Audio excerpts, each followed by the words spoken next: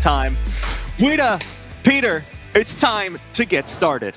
It definitely is, right? Going into this carousel here, right now. Nice traditional carousel as well here. Nothing too out of the ordinary, like not a fully defensive carousel, stuff like that. No Tactician's Crown carousel, we were talking about it. Didn't happen. So we get a nice, standard, well-paced game of TFT. So do remember, of course, the names you need to keep your eyes on the most closely. Deisik, SwellerTiger, Noerum, SLY and Voltariux. They are all in position to take the crown here, with Deisik in the lead points-wise. Deisik's been pretty consistently in that top spot. I mean, obviously, hence the highest points, but has been able to consistently find these creative ways to create board strength, and that's what I'm going to be looking for him to do this game as well. Deisik consistently being in the top spot. I feel like that's just him summarized in one sentence. Yeah, like this guy is just he is like probably the best player in EMEA, at least most consistent one, right? Because there's always the X factor of double 61, like which type of mood he's in. Because when double 61 is playing and he's in the best mood possible, he's probably up there as well. But not really the case. He's not at this event at least, right? And Deisik could be taking it. He gets a lot of good pairs here as well, right? Like now you're looking at Combat pair, looking at Leona pair, looking at Aatrox pair. All these pairs are exceptional early game pairs. Interestingly enough, he also decides to keep the Leona with the Chain Vest on the board, so it doesn't want to free up that Chain Vest. Okay, so we'll see what a couple options. Yeah, we'll see what they decide to put together. So, you know, a lot of decent starts here. So, I mean, to go further into the point we were saying about Deisik from before, economically and board power, they've been able to exert a massive presence across each lobby they've been in. Decisions. Speaking of pairs, Wita, we have the. Speaking of pairs, that's also true too. Of course, naturally. So, Do it. So we are headed into this augment round, as you can see on your screen. Deisik, quick reroll. There's that a spare moment. Eternal Protection is fine, but it does kind of lock you into like going a hardcore Jade route, and when you don't really have the items to start working towards that, that's going to be a bit of a situation. But well, like Titanic Strength is fine, but that hard locks you into a lot of other things. Does have the Olaf on the bench, did not sell, so could go for that route, but even then you don't really have the best of item setups. Well, ooh, that's probably honest. All right. I do remember, you know, before there was certainly the option of going for, you know, deep into the Bruiser tree, having the Siphon and Olaf carrying it together with some big hitters. Do we think that Deisik is going to actually go for that? No, I don't think that's going to be the case, right? So the way you would do this in the past, right, would be that you would build up an Olaf throughout the early game, start playing towards the Siphon as the primary carry, just slam whatever items that were kind of in excess onto the Olaf.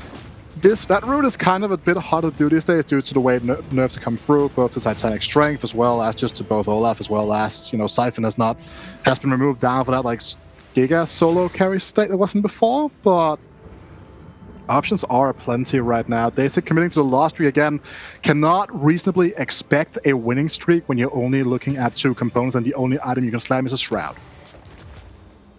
We have got first augments coming in, and one of the augments which was attracting a lot of attention just by not being there in our previous games is there for Darkest this time. Press the attack is available. I think we might be finally getting to see some more Varus play. I mean, or Xayah. Xayah still exists, guys, right? Maybe? I mean, very bad in punching air right now, right? Like that's... I actually remember, right, because speaking of Xayah, right, I remember, like, because Xayah is by far the vertical that I had the least experience on just in general as a composition, right? And I remember, like, hitting Barry up, was like, yo, how do I play Xayah this patch? Because she got the 5 base 80 nerf buff battle story, which means she's more stable as a 1-star. He said, just play PvE instead. So, I'd expect... When Barry abandons ship, you know it's bad. So...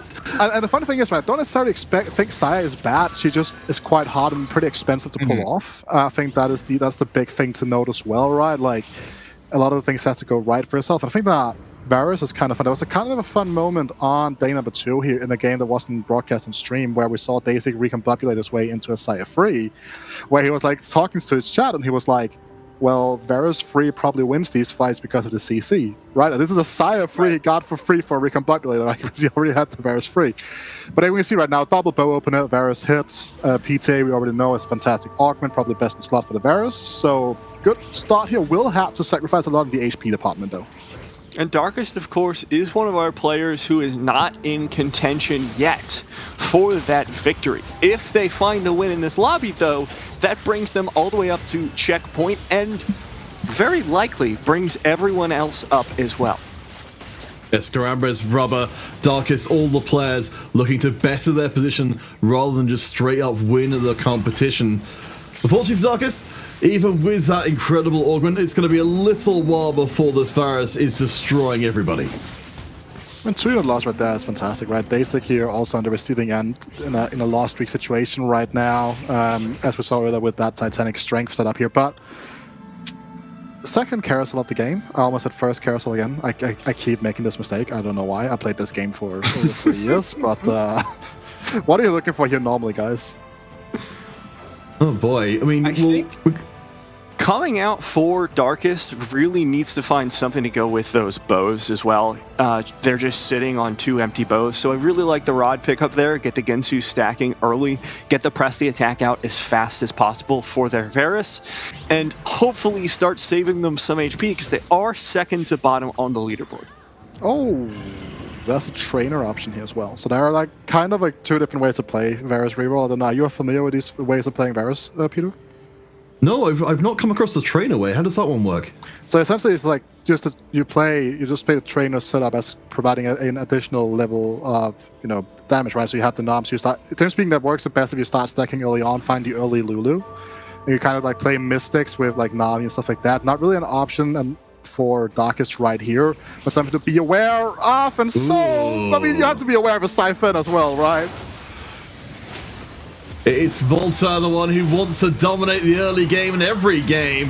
Of course, there's nothing more fitting than for Volta to get immediately hold of the Siphon and for give Darkest another push down the table. Darkest wins, loss streak remains intact, but it does look like the lobby is picking up the pace. Chuso here, still on that 100 win streak at the moment. Will potentially be losing it at this point. Noerum's board still struggling here at this point.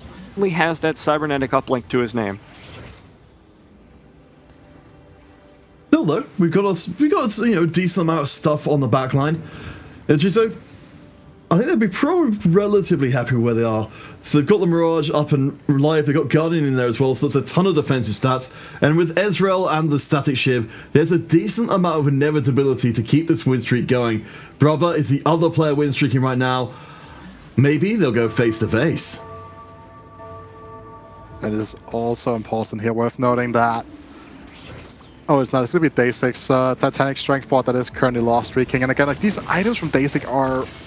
Oh, they're rough to a certain extent as well, right? Especially if you really wanted to aim for that Olaf. I mean, you're looking at potential Hand of Justice, and even then, after that, you are looking at, like, you also have a Frozen Heart. Like, you have the options there. The issue is that the low level of components right now makes it hard for him to really take a decision in regards to which way he really wants to go in terms of which way to itemize the Olaf, if that's the route he's going to be going with.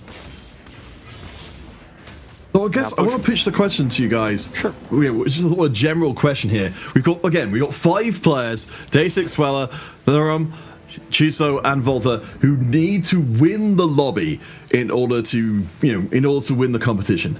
We've seen a lot of games being won by super late game boards, but when we're in a situation where 5 players are trying to hit first at the same time, what do you guys think is the best strategy for actually making that happen?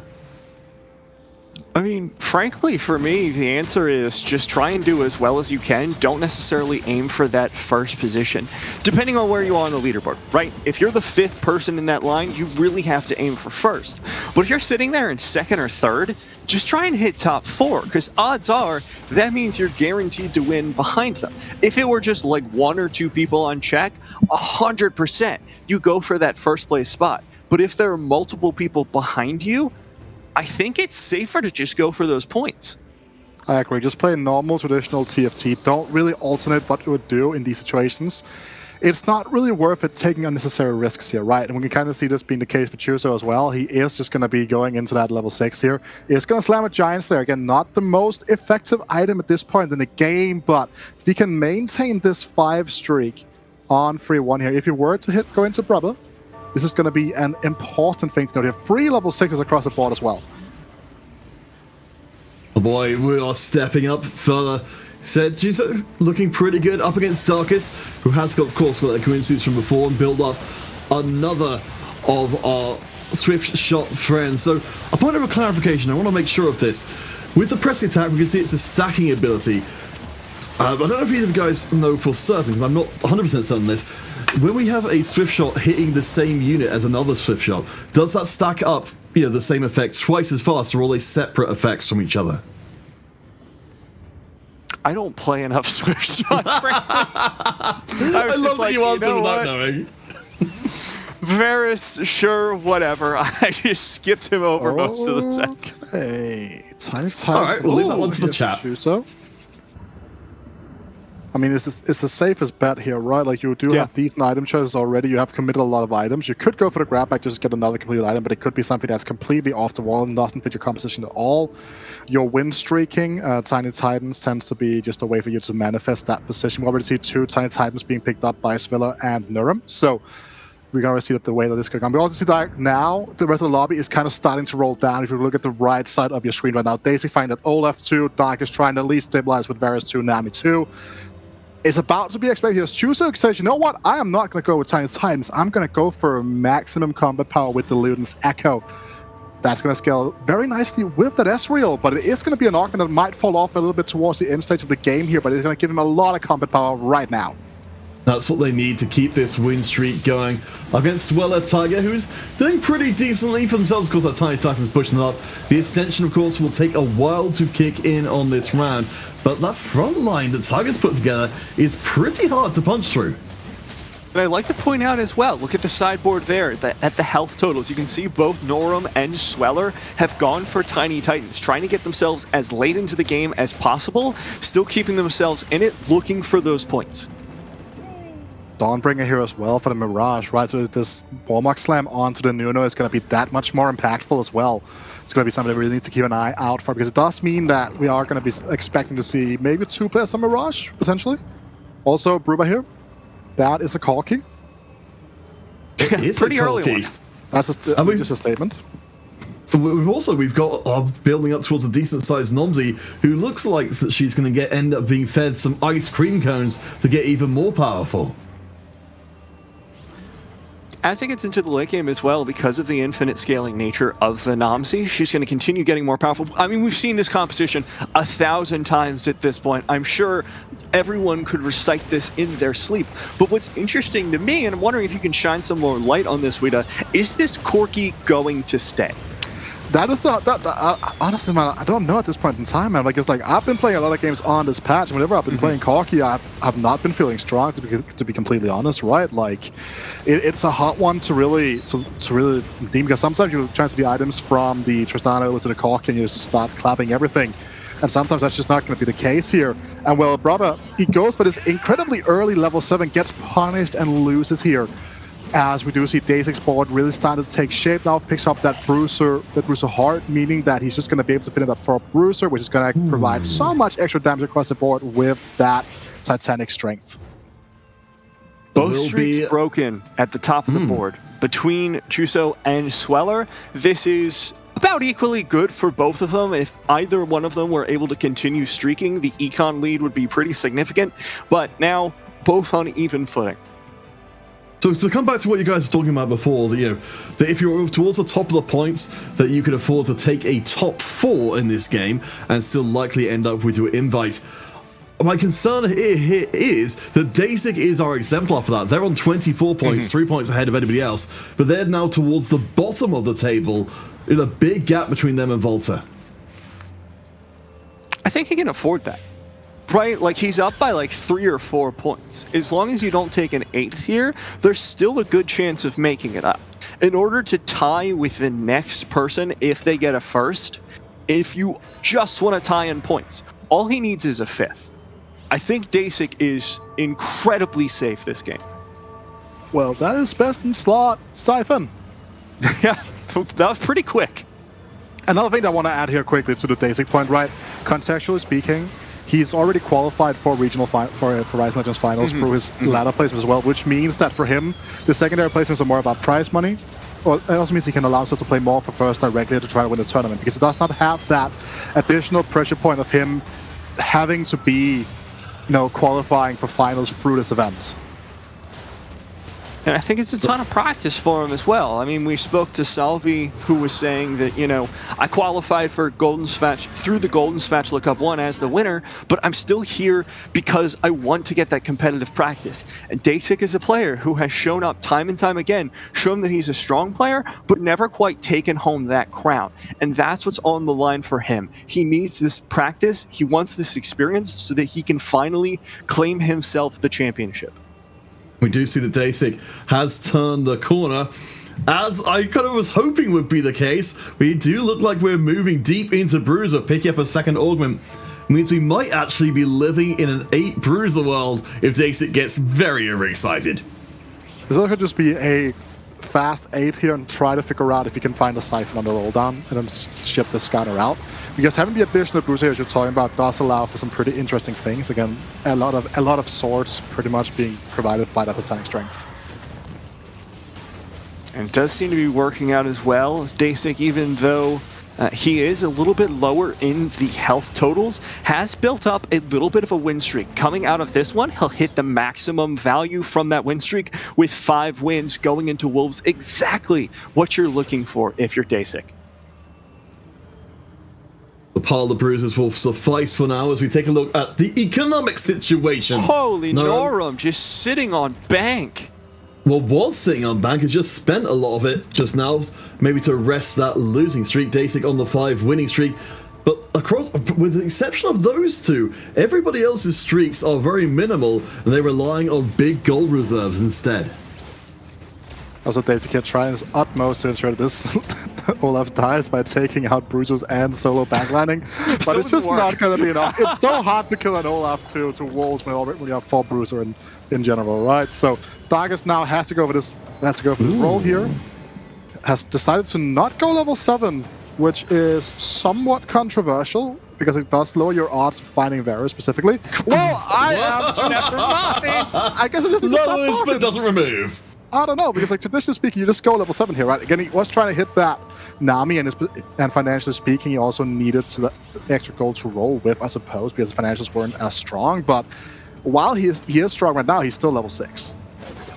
And looking now with those level ups as well, and you were right as well, Guido. When we were talking earlier, you were saying it could be the trainer angle. It does look like it, giving him a higher cap, and he's just gonna start. They're just gonna start tearing through these boards on a 1-loss streak at the moment, really low in health. But this is the power strike they've been waiting for the entire game. And meanwhile, Noerum, he is just chilling right now. Again, he has effectively right now he'll be like 20 HP. But Tiny Titans exist, right? That's kind of been the name of the game here. They're just trying to extend out those rounds as far as possible. Darkest down towards the bottom, as it doesn't seem like we're going to be getting a lot of help from the augments in picking things back up. So I suppose Thrill of the Hunt would work pretty well to keep the Varus up in meditation to extend that Nonzi's usefulness. It will be the net meditation. We've got a lot of different units on the board without items as...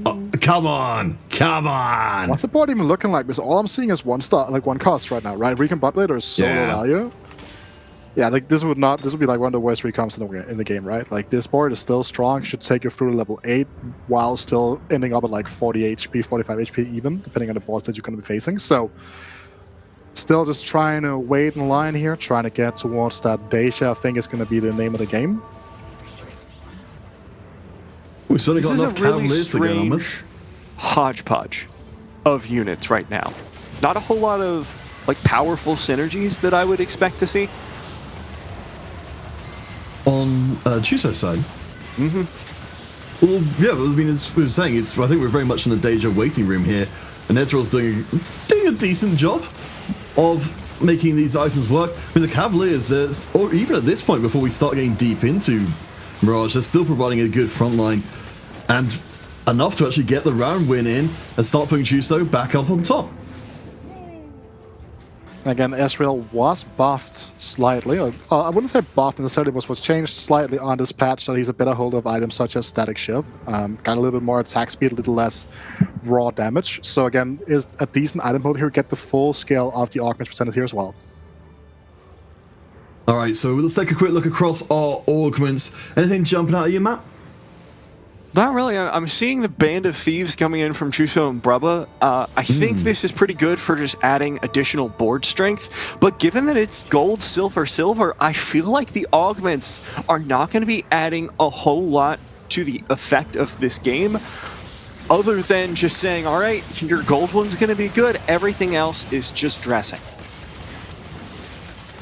It's worth noting we are in the environment where we finally aren't seeing any dragon hordes in the game because of having so many silvers.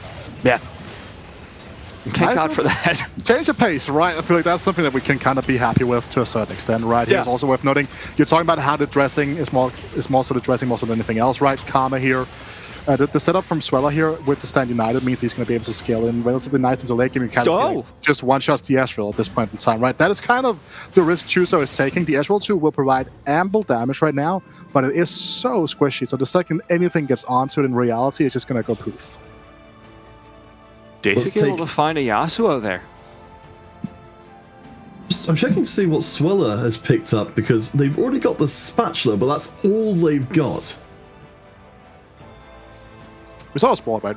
A lot of aura items kind of boosting off this karma, so can kind of go wherever he wants to go from this position onwards as well. That's something you need to look out for. All right, won't be too much of anything there. We'll check back in with brubbba, who has gone for very, very popular comp, of course, the Siphon Mage Trainer setup. You know, a classic for a reason. We've got a pretty decent setup for the Siphon, and we're just one away from hitting the Siphon 2. Should be good, especially now that there was a pivot away from the Siphon from Skarambez. Has swapped to Shio Yu, so that Siphon is much more open than it would have been earlier on in the game. See, Deisik here is still going to be on this scale skull. There's like two, like this is like going to be like this the vertical bruiser with scale skull in them for now. Whether or not we're going to be seeing any transitioning in towards the Siphon, I would be pretty excited to see here, right? So because without Siphon, the addition of the Yasuo, sorry, is going to help. But the big issue, right, is that alongside the Diana, you don't have a lot of other backline access if you are missing that Siphon. Again, Siphon will disable the scale scorn aspect, so if that is going to be your primary damage source, then it's not going to be worth it. That is something you need to look out for with the current way that this board is set up from Deisik. Yeah, it's a sacrifice that's going to have to be made. Oh, Pike potential pickup here from brubbba. Trying to figure out which legendary is going to be best for this composition at the time being. And so Sweller remains up at the top of the table. You know, as guys said, for Deisik, already qualified through. Definitely don't need to take the first place in by any way you slice it. Skarambez down at the bottom on 32, though. They are one of the players who wants to keep us going through to round 6 if they can manage it. The Just Jade board is looking pretty good. The classic Jade 3 Mystic, very resilient, has got a great Shio Yu, but unfortunately doesn't have the Anivia at all. Yeah, and perfect shroud, as you were saying there, Wida, in the back. Noerum is going to be rocking that Aoshin already, as he has hit level 8. So the Shio Yu has his work cut out for her. Now she has to try and tear through the front line, but there's the ultimate from the Aoshin. Not quite enough to chew through the healing of Soraka. I guess just a very good setup here. And interesting to note here as well, with 2 different types of damage scaling coming through with the Stand United as well as the Titan's Resolve, this Infinity Edge is going to get a lot of value, and the tankiness coming through from the Death's Defiance should be enough to keep the Shio Yu alive for now. Yeah, we were just saying, you know, I think the J comp in particular, with the 3 Mystic and with having those extra J statues on the board, you don't get down to that situation of having 1 unit left which gets immediately blown up. Said though, let's head across to Volta, who is sub 30 HP, but they've gone for one of our definitely lesser seen compositions, Vertical Whispers. Okay. We've talked about it briefly throughout the weekend. Makes has mentioned it a couple times, but we are going to be seeing Vertical Whispers, like you said, looking for that Elise 3 as the secondary carry, but with not a lot of gold to go around. You have the Pike, though, sneaking in. It's one of those fun spots where you kind of have to consider, was it just better to hold the gold and try to go level 8 instead, right? Like, I'm not saying that is correct or wrong. I'm just saying that it's something you could consider. But again, you are so close to hitting that Elise, you also need to spike the Nico as well. I think rolling to add board strength to your board here is definitely on the priority list. I do like the fact that Volta has been doing this. I'm just saying that there are multiple ways of playing it out in this position. However, worth noting, Volta is down at 29 HP, finds the Nico too, but would have to give up an Elise to do so right now. Is the spike big enough to make that sacrifice? It would be a very hard decision to make, and I think they're not going to make it right now until they know if they've won this round or not. So it will be Siphon versus Siphon. We have to imagine that the Whisper Siphon will scale harder, but it may not get the chance. It's got the Frozen Heart, but the Quicksilver will do a lot of work here for brubbba Siphon, ensuring that he can get as many hits off as possible. But he seems to be the only one left on his board, other than a very tiny Tristana in the corner. It's worth noting, though, with the Frozen Heart, it's doing a very good job of slowing that enemy Siphon down. Outside, the charge is a ton of damage, but between charges, you have to get the mana back by auto-attacking. Has one roll here. Come on, Volta. All right. No. Not going to happen. Depending on the state of Deisik, you could hold it Olaf as well. But just by having it in shop, it is going to be blocked from Deisik being able to pick it up. And again, the next priority unit here is going to be that Silas free stop, most likely coming through from Volta. Going over to Deisik's perspective, we can see that he is still really hasn't found a Yasuo, so he has gone level 8 instead, though, to try to offset some of that combat power loss he would have had by not finding those free stars. So are both Deisik and Volta just stuck donkey rolling at this point? Both of them are going for 3-star, 3-cost units. Both of them are incredibly close with no gold. Do they just keep rolling until they find it? There's no way out here, really. Like, I think that's the big thing you note here as well, right? Like, there's just like very little they can do here to try to alleviate that, besides just doing the best to stay alive. Like, and again, by doing that, you need to donkey roll. And Deisik needs 2 copies, so even like again, that's worth noting here as well. The Yasuo 2 spike here could be incredibly big as well. It could be monumental even for the outcome of this game. Well, that's an Olaf and a Diana in the shop. Diana here is not going to be a priority. We are not playing vertical scale score. Diana right now is effectively just a Frozen Heart bot. Oh boy, so we'll keep an eye out on the right-hand side of the screen to see if that 3-star Olaf emerges. SwellerTiger, though, the big old lady is here to burninate everybody. It's the first one all weekend, though. I feel like we haven't seen one all weekend. Like, don't get me wrong, I'm excited by it. I'm excited by it because it's one of the coolest builds that has been in the game for a while now. The Zephyr, though, gonna come through and not gonna land, so should be free reign for the Shyvana now. Just watch with all of the bonus AP, the amount of damage coming out from that Flame Breath is absolutely insane. But the Deja may have a decent chance of chewing through with this at this pace. And does. Well, yeah. Yeah. Yeah. She's kind of all alone on the damage front. It's just the Shyvana. I don't know if it's just me, but 70 gold. I really don't like Shyvana as a unit to try and finish off around, because it doesn't seem like she's got the tools to do it with. She's amazing at getting that initial burst in and just chunking out a big section of the board with that AoE, but when she comes down to being the last unit standing, she gets surrounded and nearly always taken to pieces. Big thing here, this could be Yasuo 2 for Deisik. Rapid Fire Cannon, not necessarily the worst thing in the world for Yasuo either. It might seem kind of counterproductive, but the additional attack speed actually isn't the end of the world to get those first initial casts rolling. So Deisik down on 1 life. Noerum as well, also in crisis mode. Bear in mind that both of these players are in the position to take this tournament to bed in this round, so that would suddenly reduce us down from 5 available players down to 3 if both of these go out in these coming rounds. Darkest brubbba. Yep, Elise 3 coming out. Darkest, brubbba, and Skarambez all still in the running at the moment. Remember, these are the 3 players who have not hit check yet. If one of these 3 makes it to first place, we're going to round 6. Could you imagine? Darkest just comes back here, wins the game, showcases some of their form from the first 2 days. And even then, they wouldn't even be on checkmate still, I believe, right? Like, that's a monumental ask. No, sorry, that's wrong. They're on 12 points right now, so they would they are, be. yeah, true, yeah. I mean, it would be an absolute incredible story if they can pull it off, but you really couldn't ask for a harder situation to be in, where you've got 5 players you cannot afford to let win, and you've also got to improve your recent form dramatically. Deisik's board continues to have the strength he needs. Even after taking the most recent loss, he'll survive likely for another round. Noerum's Ao Shin finally finds a win there.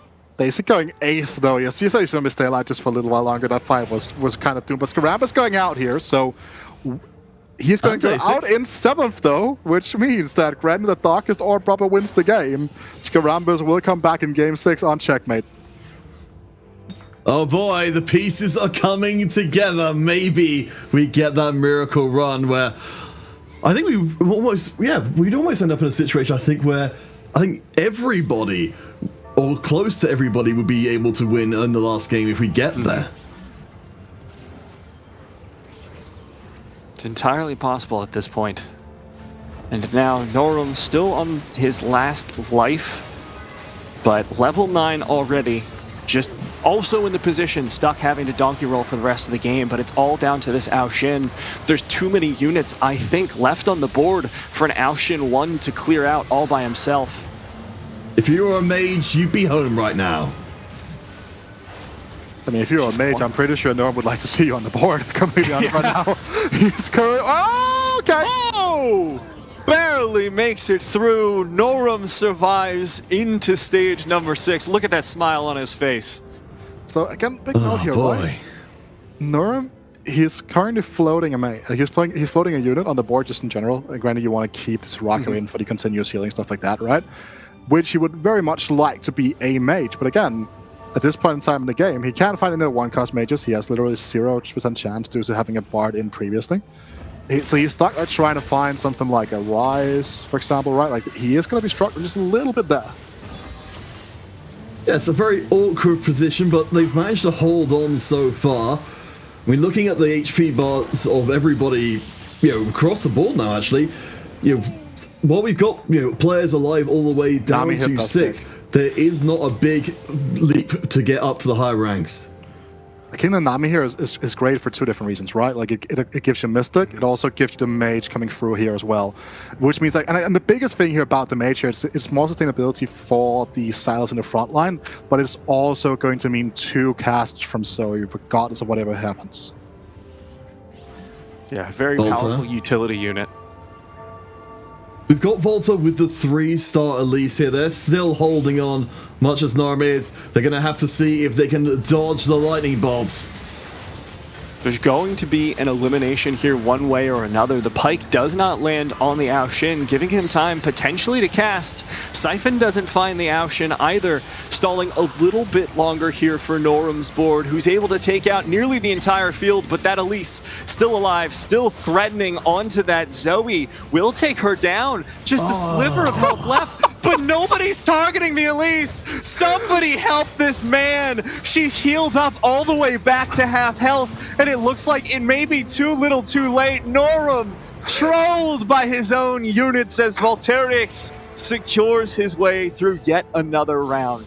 Dude, God. My guys, this on-1 is an absolute animal, by the way. The Ord ulti coming through while the Elise had literally 1 HP, so Garrett like to reset and give her time to heal off the gunblade, but holy, and that's costing Noerum his potential tournament chance here as well, right? Like, that is such a monumental swing here. You can really feel it with the camera there. Just, the expression speaking 1,000 words. Of Volta keeps holding on against brubbba. We are in elimination territory once again. The 2 big dragons on the field. The pike on to the back line, but not getting a huge amount done. Not needing to be where they need to be to get the finish damage through. 1 Siphon is gone, and that's surely going to mean the Whispers are triumphant. The stun out into the middle of the field as the Ornhorn will bless us once more. The charge through, looking for the Sona and putting her in the ground. The spider descendeth, and so does brubbba. all eyes on Darkest right here, right now. 19 HP, has lost his last couple of fights as well, worth remembering.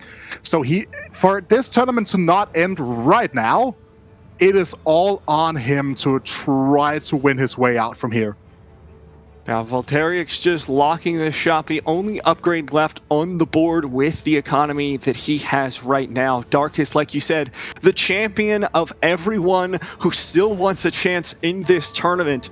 Anyone else takes it, though, and the tournament is over, and we crown a Superbrawl champion. Chooser versus Volta. It's an elimination fight. Pretty much any fight given right now, the losses are big enough. Could be elimination stuff. Chuso's Deja getting targeted here in the backline by the Pike, continuing to stay on her, but the Deja survives with the Dawnbringer heal, coming back up, finds the Pike in the backline. There comes the Elise. She's still firing away, but Deja with the laser targeting will keep on her, and there goes Voltariux. We are down to our final two. Oh no. Chuso versus Darkest. This could actually be happening. We could have ourselves a round number 6. It seemed so unlikely before, but now we are perhaps only one round away. And again, worth noting here, both other players here picking up potentially round-altering items as well, right? Banshee's Claw is going to be massive here. It's also a Yasuo pair. No luck in the shop here. Looking at Darkest, gets that Shroud, and he has so many free spots here. This Varus reroll could come in here and just do it all. Again, look at the meditation value. We're talking Silas. Yasuo 2 being hit here. Again, look at Nami, Heimerdinger stunts, CC from the Bard, the Lulus, the Twitches. There's so much value from this meditation as well. This fight is going to be an absolute bloodbath. All right, we're going to keep our eyes closely on where the Shroud goes first of all to see if it gets that maximal value, as well as keeping our eyes out, of course, for Yasuo friends. The flash on the right side of the board. Yasuo getting dangerously close to our friend Varus. They are going to be able to get up to full stacks and knock up Varus is no longer outputting damage. Darkest is so low. Dawnbringer heal. The Dawnbringer kicks in, and that means no. Yasuo drops. Varus is still alive, casting to the end, and it will be the Darkest timeline. We are going to Game 6. Beautiful. God, beautiful guys. game. Oh my god, guys. I think I knew everyone it. can I knew qualify it. here. I didn't want